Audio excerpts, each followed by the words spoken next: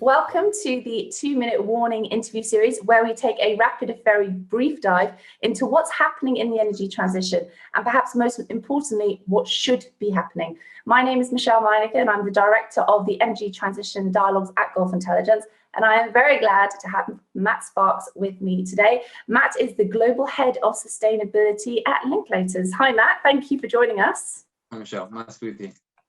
Thank you very much for popping in. So we're just going to dive in as we're on a bit of a time crunch. So in a first of its kind lawsuit, 3 environmental groups filed a false advertising complaint against Chevron recently, alleging that the US oil major had overstated its investment in renewable energy and actions to curb greenhouse gas emissions. And I'm sure nobody missed it in the news headlines recently that we've seen Shell being told by a Dutch court that it needs to slash its greenhouse gas emissions by 45% by 2030 compared to 2019 levels, in what many are calling the turning point for big oil, and some saying that perhaps those in big oil who haven't been as well behaved as they could have been in recent years are now running a little scared. So I'd be really keen to have your view on that. Do you think that this is a trend that's going to keep coming? How worried should some of the laggards in the energy industry be? Well, those are 2 good examples, Michelle. I should stress at the beginning, I'm not a lawyer, but I work in a law firm, obviously get a sense of where things are. And I guess there's 2 angles to what you've just described. One is the business response to climate change and the role of legislation in that. And I suppose the second part is greenwashing to an extent as well. And how can you believe what businesses say? So on the first of those, I think the real trend that we're seeing at a faster and faster pace now is businesses sort of doing it for themselves, organizations doing it for themselves, realizing that this is a sort of one-way street now. There's no advantage to being a laggard. There's reputational risk, there's operational risk, there's financial risk now, increasingly. And there's also, and actually one of the things that drives our sector, I think, more than anything else, apart from the client side, is the way it looks to people who want to join us, the grads of tomorrow. You know, we need to be seen as on the front foot with all this. So I think when you look at our client base and businesses more broadly, you've always got those who want to make the first move and be on the front foot. There's a majority probably who will follow suit when it's safe to do so, motivated by all these things, and there is a minority. Now I think the role of legislation to a degree is for the minority. Because I think by the time legislation hits, most businesses who've got some sense of strategic planning, you know, just for their own sustainability in a literal sense, will be on it, because their radar will be adjusted to it, and some of them will be way beyond it. Many would argue that Shell has been on it, that they have been ambitious with. I mean, they certainly would in their statement that they responded with. They would certainly argue that they have been very proactive. Well, indeed, and I suppose there's a second part to it, which is sort of conveying your story, conveying your message, and demonstrating that you are committed. And I think this is a much broader issue then beyond legislation around, well, actually, you know, practicing what you preach and going through what you're doing with a tooth comb and making sure every part of your organisation and every aspect of your behaviour is consistent. And I think that's the real weakness or opportunity, depending on your perspective and where you are, with where we are at the moment, which is a business that can get it right across its organisation and understands the various lenses that are being addressed and focused on it, whether that's from a sort of public perspective, regulatory perspective, financial perspective. Businesses who really understand their audiences are getting it right. And I think where we see organisations stumble is where part of that fails, and you overlook a viewpoint. Your due diligence isn't what it should be.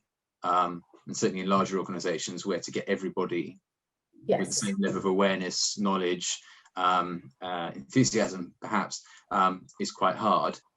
You know, we have a thriving ESG practice at Linklaters, and a large part of that is because the frameworks that are required to get this right and not be embarrassed or compromised by the actions of a minority somewhere because they haven't read those rules and regs, or they haven't understood the purpose and the need to do this. I think, you know, what we're seeing is this is becoming a lot more serious. So I often talk about ESG as science, whereas what we used to call corporate responsibility or responsible business is perhaps the art. You know, ESG is bringing a real rigor to corporate behaviour in areas that have been quite subjective up till now.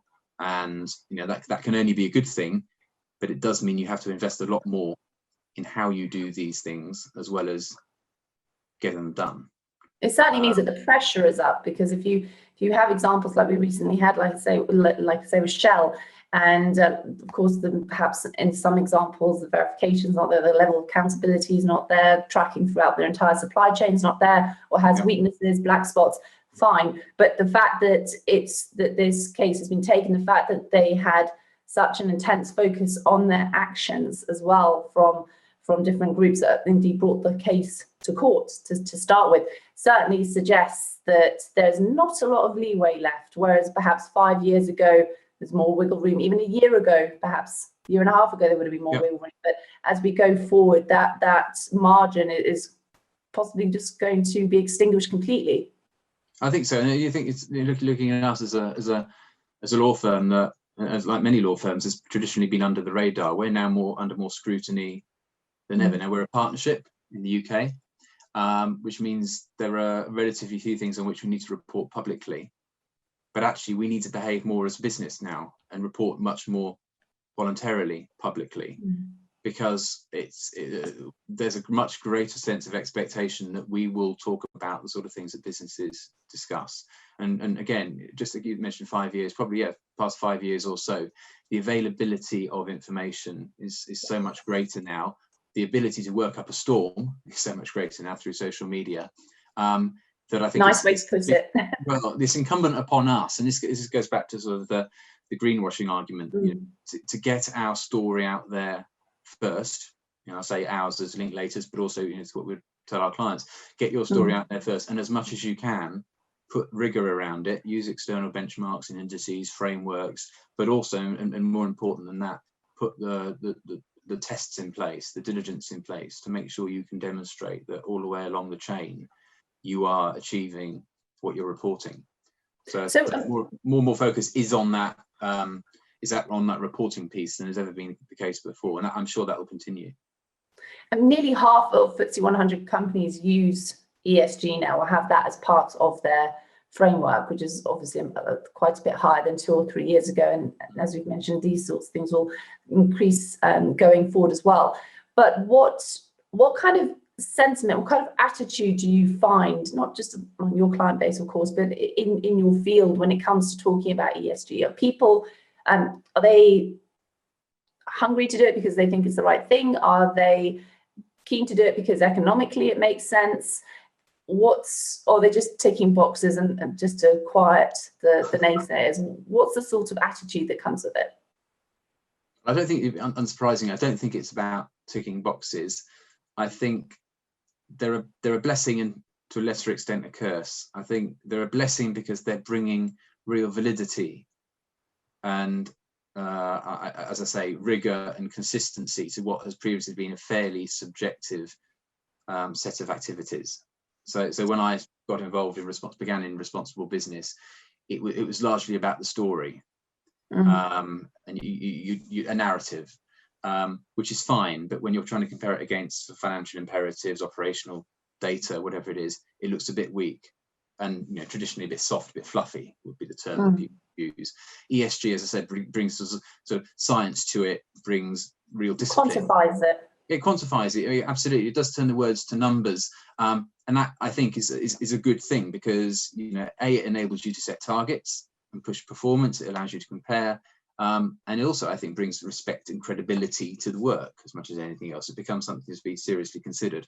There's a risk that you spend more and more time on reporting what you've done rather than doing more. And I think there is a challenge at the moment with the range of indices, and not just the sort of standard ESG benchmarks perhaps, but there is such a range of indices, frameworks, awards, charters, you name it. We could spend our lives signing up to things and adhering to things without actually taking things much further forward.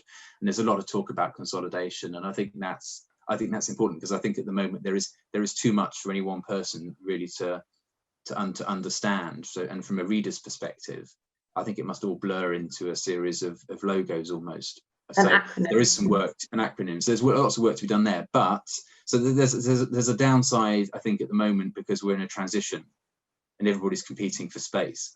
But in the longer term, I think for the health of business and society, and business in society, then ESG is bringing senior leadership attention to something that perhaps has been seen as quite gentle and quite soft until fairly recently. An optional thing rather than a must-have. A nice thing to do, and I think more and more of us are seeing that this is now critical. Yeah. You just mentioned there in terms of the variety of indices and targets and charters and so on that are in the market, and that in an ideal world some of these would be consolidated. Do you see, but is there a push for standardization? Are you seeing efforts in that direction to simplify the outlook, to simplify being compliant?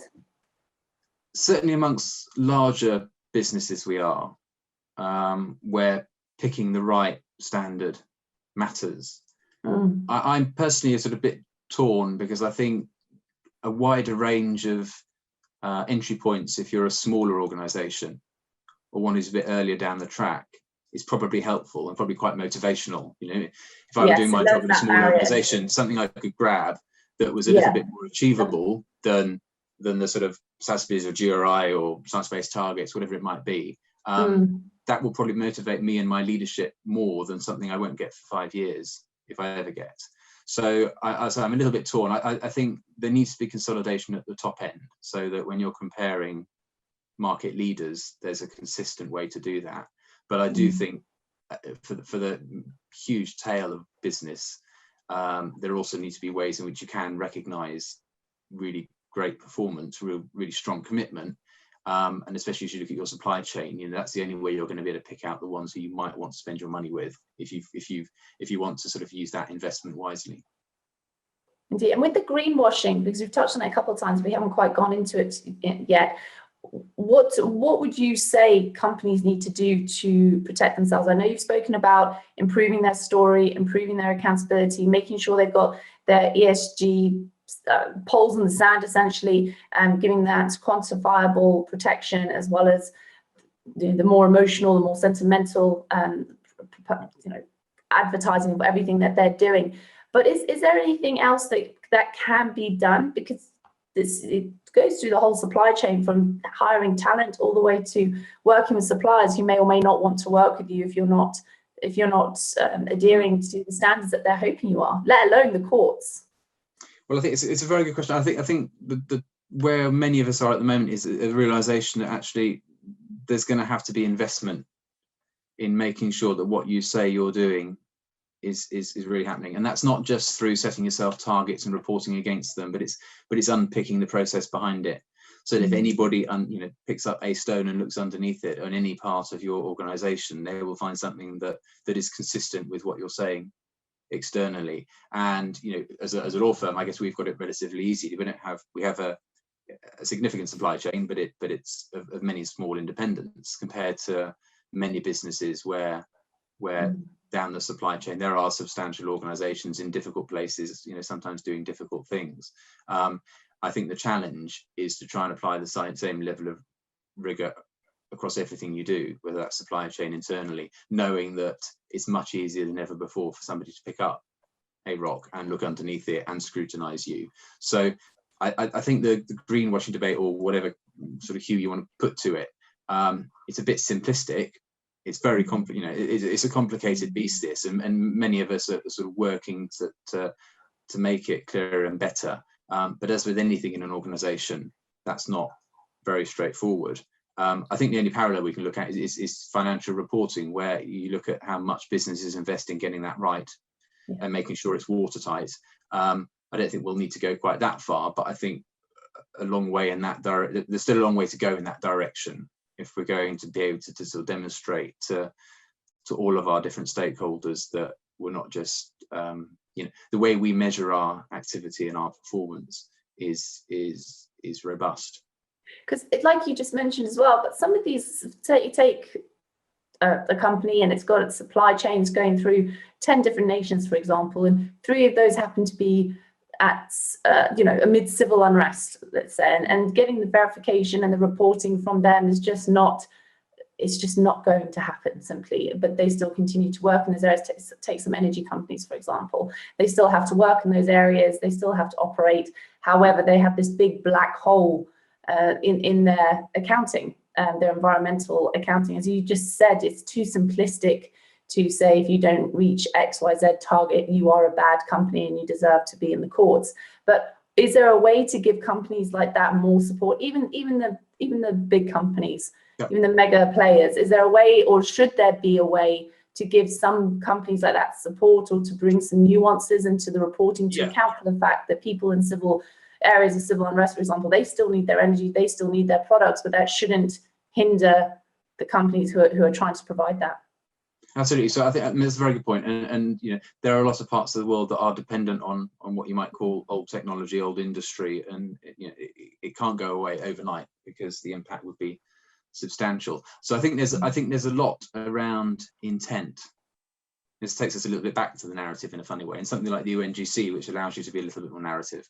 I think businesses in difficult places where you can't change things overnight, I think it's particularly important to demonstrate what you're doing, how you are moving things along, how you are supporting local communities, the biodiversity, reducing your emissions where you can, and you're doing what you can. And there is a bit of a roadmap, but you're acknowledging you're not going to be able to do it overnight. I think that's the other thing. I think that being on the front foot, being open, being articulate, and sharing your challenges is the way forward for those businesses. I think the worst thing you can do is hunker down and not talk about place X and talk all about place Y, because that isn't helpful. I think it's much better to talk about the challenges you've got in this location and allowances, maybe say what you're doing. Yeah, exactly. I think if the understanding isn't there yet, you sort of almost have to create the understanding of the situation that you find yourself in. And then, it almost feeds into corporate social responsibility in a way. If you pulled out of that country because of such issues, where would you leave those communities? Yeah, absolutely. Which is that's a very good way of putting it, because in a funny way, it all comes full circle. Because in some ways, all these things began, much business involvement in society began with people picking up rubbish, giving money, straightforward volunteering engagement in society. And in a funny way, once you've done away with all of the metrics and the data and everything else, that remains in a way too. I always think, the tip of the iceberg, that is the most public way in which a business engages with society. In many cases, it's the least important in the scheme of things, but it is the one that most people would look at and jump to. So I think, particularly in more difficult places, that engagement and interest and genuine desire to make a positive difference needs to be evident. And in those circumstances, the story does have to remain as important, because there simply isn't the quantifiable option there as there would be in the majority of others. Because of course, this isn't the majority of scenarios. But it's certainly a worthy one to put the spotlight on. Absolutely, and this the mantra about if it's only worth doing if you can measure it is true to a point. But I think you're right. There are still too many difficult situations that you need to be doing something positive, even if it's going to be a sort of fairly subjective impact. Indeed. Matt, thank you very much for joining us. I think we've only covered the tip of that iceberg as well, but we hope you can join us again soon and we can go a little bit deeper. Thanks very much, Michelle. Thank you.